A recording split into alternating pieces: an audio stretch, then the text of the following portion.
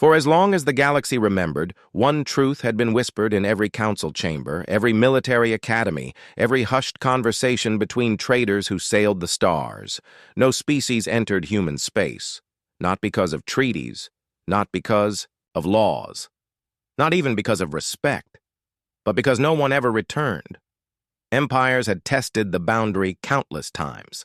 Scouts had been sent in stealth, merchants in defiance, crusaders in arrogance. Fleets armed with weapons capable of cracking moons in half had crossed the line. None ever came back. And yet, there were no wrecks, no signals, no survivors. Just silence. The galaxy, a place of endless expansion and conquest, had grown used to believing that the region of space once claimed by humanity was cursed. Perhaps the humans destroyed themselves, some said. Perhaps they were wiped out by something greater, others argued. But the galaxy did not dare to find out, until desperation forced their hand. The Empire of the Veil had once ruled over 200 star systems. Their fleets blackened the skies of conquered worlds. Their enemies burned, their vassals bowed, and their power seemed unshakable. But then came the plague wars, the endless rebellions, the hunger for resources that even conquest could not satisfy. Their empire was dying.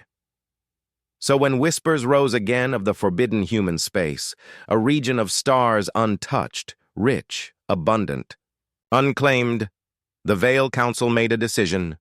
"We cannot survive here," their emperor declared, his voice carrying through the crystal halls of their capital. "But there lies a frontier no one dares to enter. If no one claims it, we will. Humanity is gone. Their ghosts cannot stop us." Thus, their greatest fleet was assembled. 6 dreadnoughts, 20 battle cruisers, and hundreds of escorts. It was an armada meant not just to invade, but to conquer. They crossed the border in silence. At first, there was nothing. The Veil commanders mocked the legends. They found empty star systems, rich with resources, their gas giants ripe for harvesting, their asteroid belts thick with metals. "Ghost stories," one captain laughed as his vessel cut across a golden nebula. "The humans are dust. Their worlds are abandoned." But then came the first sign. A probe disappeared. Not destroyed, not jammed. It simply ceased to exist. One moment it transmitted readings of a lush, Earth-like world. The next moment, silence. The fleet pressed on, then another escort vanished, swallowed whole without a trace. The dreadnoughts scanned, searched, fired into the void with weapons that could scar planets. They found nothing. Not a ripple, not an echo. And then the shadows came. They were not ships, not in the way the galaxy understood. They emerged from the dark, like titans, vast silhouettes blotting out the stars, shapes too massive to comprehend. Their hulls gleamed with ancient scars, their outlines jagged and alien, yet unmistakably human. Warships. But these were no ordinary vessels. They were colossal, dwarfing the dreadnoughts, their forms bristling with weapons long forgotten by the galaxy. Some were so vast they seemed built from hollowed-out moons. Others glowed faintly, as if their cores burned with captive stars. The Veil fleet panicked. "Identify!" barked Admiral Serath. "Who commands you?" No answer came, only silence. Then the human ships moved. It was not a battle. It was an execution. The first dreadnought was torn apart without a shot fired. Space itself seemed to split around it, folding the vessel into nothingness. A battlecruiser unleashed its full arsenal, plasma lances and fusion torpedoes, but the human warship drifted through the fire unharmed, its return strike erasing the cruiser in a burst of white light. The Veil fired, screamed, fled, and won.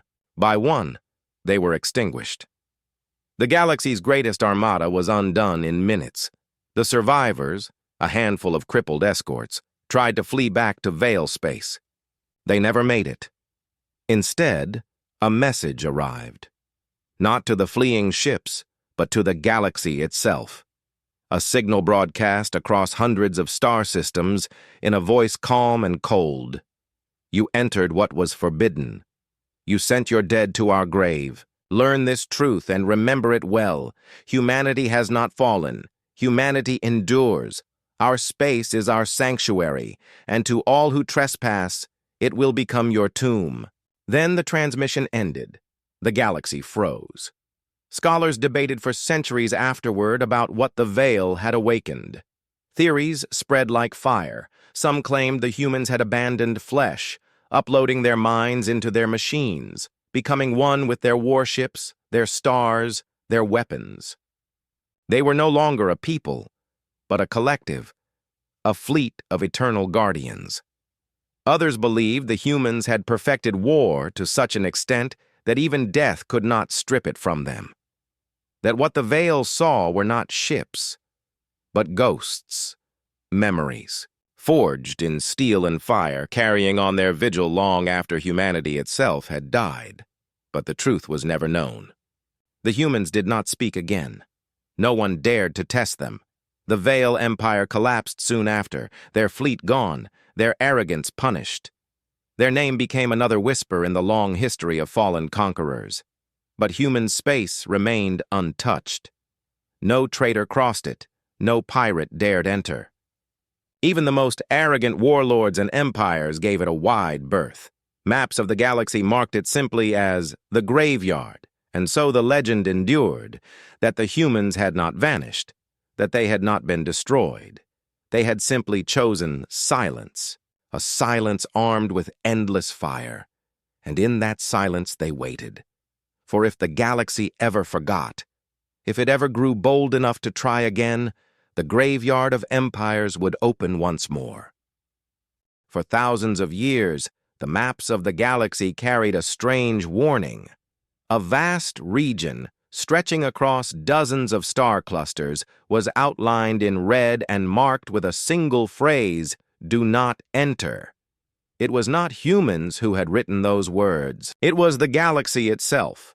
Every race, every empire, every trader who passed near the border told the same stories. Scouts who crossed the line never returned. Merchant ships that wandered too close vanished. War fleets that tried to test the silence disappeared without even leaving wreckage behind. And so, over centuries, superstition grew. Human space became a forbidden zone. The humans themselves were long gone, or so the galaxy believed. Their worlds abandoned, their cities dust, their kind extinct. But still, no one dared step across the border. No one, until curiosity overpowered fear. The Galactic Council had debated it for decades. The Forbidden Zone contained countless habitable worlds, rich with resources. For an expanding galaxy, it was a treasure chest locked behind a myth. At last, a decision was made. The Council dispatched a science fleet, not soldiers, not conquerors, researchers, scholars, explorers. They told themselves that this made it different. They would not come with warships, but with scanners and laboratories. They would not invade, only study. Thus, the fleet of the learned crossed the boundary. At first, they mocked the legends. The first systems they charted were pristine, starfields glittering like untouched jewels, worlds lush with forests, oceans, and skies unscarred by industry. The explorers were astonished. They found planets where every ecosystem seemed balanced, where predators and prey existed in perfect harmony, where no species threatened collapse. It was paradise. "This cannot be coincidence," one scientist whispered as their ship drifted over a green and gold world. "Nature is never this orderly."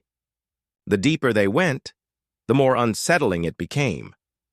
On one planet, they discovered rivers flowing in geometric patterns, as though carved deliberately into the crust. On another, a rainforest stretched in perfect circles, its canopy forming a vast spiral that could only be seen from orbit. On a third, they found a desert that ended in a perfect line at the edge of a forest. No transition, no chaos, as if drawn by an unseen hand. These were not natural worlds. They were crafted, and the explorers began to wonder. Crafted by whom? Then came the first disappearance. A survey shuttle, flying low over a shimmering lake, simply blinked out of existence. Its signal cut, its crew erased. No explosion, no wreckage. Just gone. The fleet searched desperately. Days later, they found the shuttle again, floating silently in orbit, every system powered, every panel working, but its crew was missing. Their belongings remained. Their data logs were intact. The air was breathable. Yet not a single trace of the 6 scientists remained. No signs of struggle, no footprints, as if they had never been aboard at all. The Council fleet should have turned back, but they did not. Curiosity, arrogance, and the hunger for discovery pressed them deeper still. It was on the 10th world that they finally found the truth. Beneath the surface of a mountain, they uncovered an installation. Not alien ruins, not the dust of a dead civilization, but a facility alive, glowing, humming with power. They broke through, sending drones to scout. Inside, they found chambers filled with stasis pods, each containing not humans, but fragments, strands of DNA, tissues, suspended cells, as though waiting. In other rooms, machines of impossible scale hummed, projecting patterns across entire ecosystems, guiding evolution like a gardener pruning a tree. The realization struck them all at once. This was not a graveyard. This was not a forbidden ruin. Human space was alive. It was an experiment. The humans had not vanished. They had become something else, something greater. They had turned their own territory into a living laboratory, reshaping planets, rewriting life, engineering balance across entire star systems. That was when the humans revealed themselves. The fleet's sensors flared with impossible readings. Stars themselves seemed to flicker, as though blinking in acknowledgement. Gravity wavered, light bent, and from the fabric of reality itself, voices came, not transmitted, not spoken, but felt. You disturb what you cannot understand. The explorers trembled. Some fell to their knees, others shouted in defiance, but the voice continued, calm, unyielding. We are here. We have always been here. You see only the surface. We are the stars you orbit, the rivers you drink, the soil beneath your feet. We do not dwell in flesh. We dwell in creation itself. The explorers begged for mercy, for knowledge, for understanding. The humans answered with silence. And then the stars shifted. One by one, the science ships found themselves moved. Without engines, without warp drives, they were pushed, expelled, carried by invisible forces back across the border. When they awoke, they were in council space once more, but not all had returned. A third of the fleet was gone. No wreckage, no survivors, no trace. Erased. Those who did return carried memories burned into their minds, visions of worlds unfolding like clockwork, galaxies turning like gears, hands unseen sculpting existence itself. They came back changed. Some swore allegiance to the unseen humans, treating them as gods. Others descended into madness, unable to comprehend what they had witnessed. The council sealed the records. They declared the expedition a failure, another myth to bury, but whispers spread regardless. Traders, smugglers, and spies heard fragments of the story. And slowly, the galaxy realized the truth. Human space was not forbidden because it was cursed. It was forbidden because it was occupied, not by mortals of flesh and blood, but by a species that had stepped beyond mortality. A people who had woven themselves into their own territory, their consciousness stretching across stars and planets, turning their home into a living experiment. They were not extinct. They were not gone. They were watching, No fleet ever dared to cross again. The maps of the galaxy kept their red lines, their warnings, their simple, terrible words, "Do not enter." For now the galaxy knew the reason. It was not to protect humanity from the galaxy. It was to protect the galaxy from humanity. For as long as records endured, one border on every galactic star map carried a warning older than most civilizations. Do not enter human space. No law enforced it. No treaty signed it. No armada patrolled its edge. And yet, not a single empire dared trespass. Not because of fear of human vengeance, not because of respect for ancient treaties, but because silence waited there. Fleets that crossed the line did not return. Scouts vanished without a whisper. Traders who strayed too far simply ceased to exist.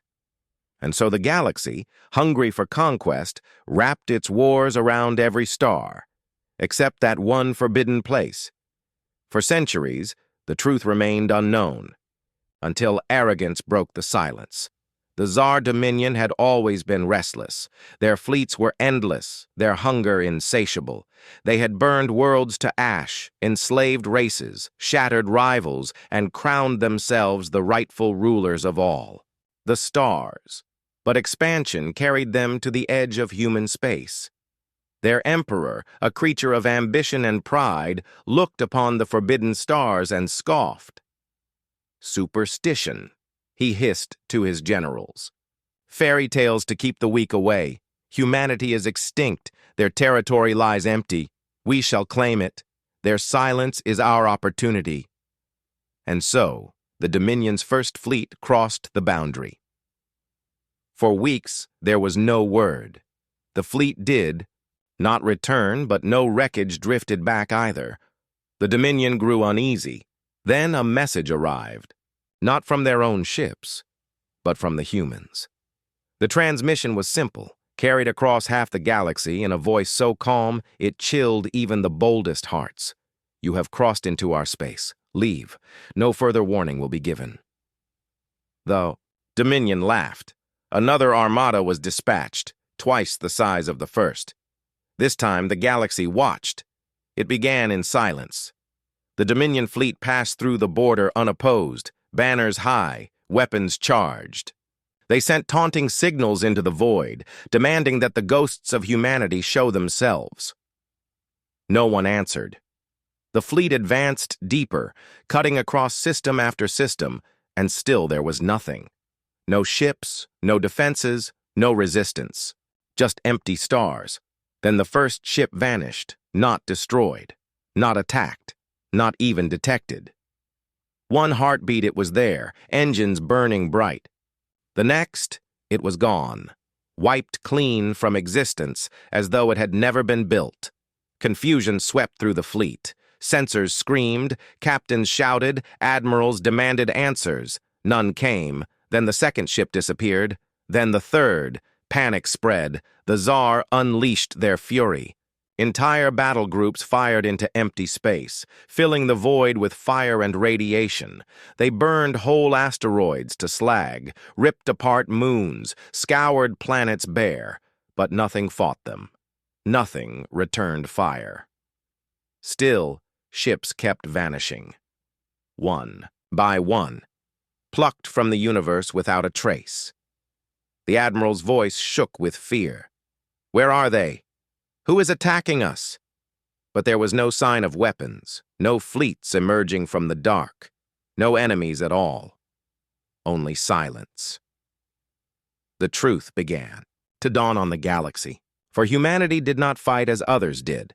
They did not meet fleets with fleets, guns with guns, steel with steel. They had learned to wage war not with weapons, but with space itself. Their technology reached into the quantum fabric of reality, erasing enemies at the most fundamental level. No wreckage remained, because there was no wreckage to find.